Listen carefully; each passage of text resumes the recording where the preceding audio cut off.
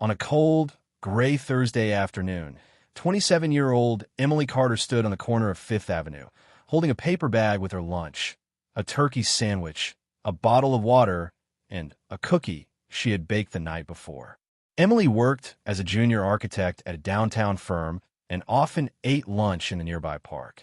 It was her moment of peace, her break from deadlines and endless meetings. As she walked past the usual street performers and office workers, she noticed someone she hadn't seen before, a man in his late 40s, with tired eyes, ragged clothes, and weather-beaten skin. He sat quietly on a bench, not holding a sign, not asking for money, just staring down at the pigeons pecking at breadcrumbs. Something about him struck her, not pity, but a strange, quiet sense of urgency. She passed him at first, but then stopped. Her stomach growled slightly, but she turned back, walked over, and sat beside him. "Hi," she said gently. The man looked surprised, then nodded. "I have lunch. Would you like it?" He hesitated. "Are you sure?" Emily smiled. "I'm sure." He took the bag carefully, as if afraid it might vanish. "Thank you," he said quietly. "My name's Daniel." Emily introduced herself, and they talked for a while. He was polite, articulate, and clearly educated. Once a high school teacher, Daniel had lost everything after a tragic car accident killed his wife and daughter. Grief consumed him. He lost his job, spiraled into depression, and eventually homelessness. Emily's chest tightened as she listened. "I used to eat lunch with my daughter in the park," he said, tears threatening to surface. "That sandwich reminded me of her." They spoke for about 30 minutes. Then Emily had to go. She gave him her card and said, "If you ever need anything, just reach out." A week passed. Then two. No word. She wondered if he'd even kept the card.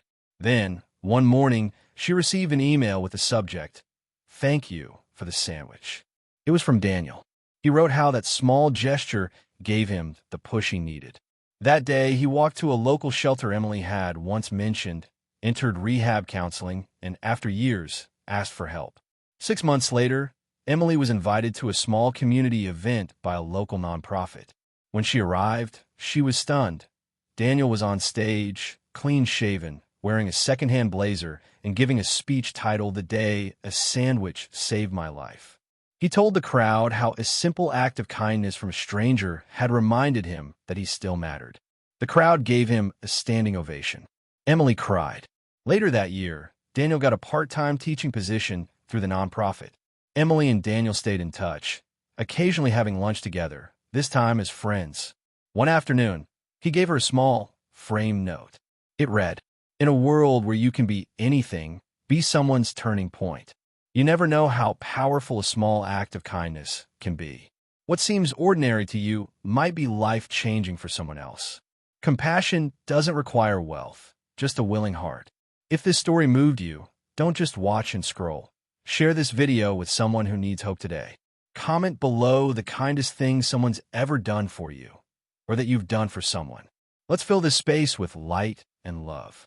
Subscribe to Wisdom Tales for more real-life, inspired stories that touch the soul. And remember, one kind gesture can change a life.